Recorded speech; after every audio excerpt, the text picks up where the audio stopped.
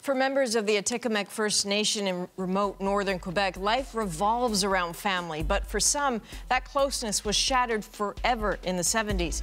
That's when children who needed medical attention were routinely sent to southern hospitals, never to be seen again.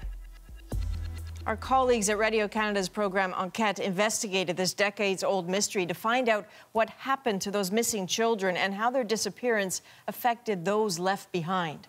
Justin Hayward has one family's story.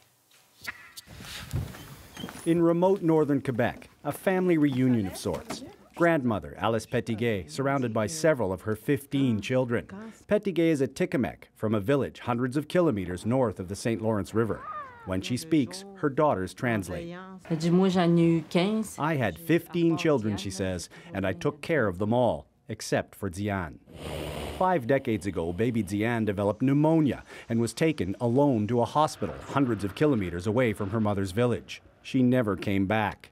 For years, every time the family left the bush to get supplies in a nearby town, Petitguay would ask what had happened to her daughter.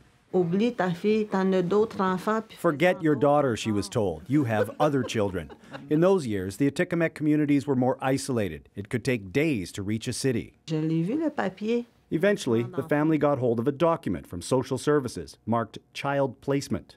It said the daughter had been abandoned by her parents. The baby Diane had been placed with a white family without the parents' consent.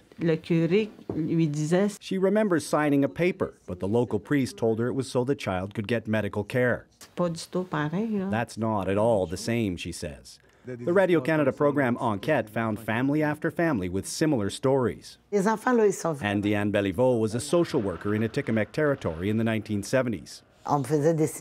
Children were often handed over to child protection authorities for no justifiable reason, she says. For instance, when a doctor felt the child needed protection. Many children never returned. But incredibly, Diane did. She met her brothers and sisters for the first time. And another surprise. They introduced me to my twin brother, she says.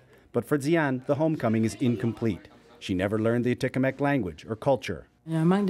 Something's missing in me, she says. Something lost that I will never be able to get back, like so many others who never returned. Justin Hayward, CBC News, Montreal.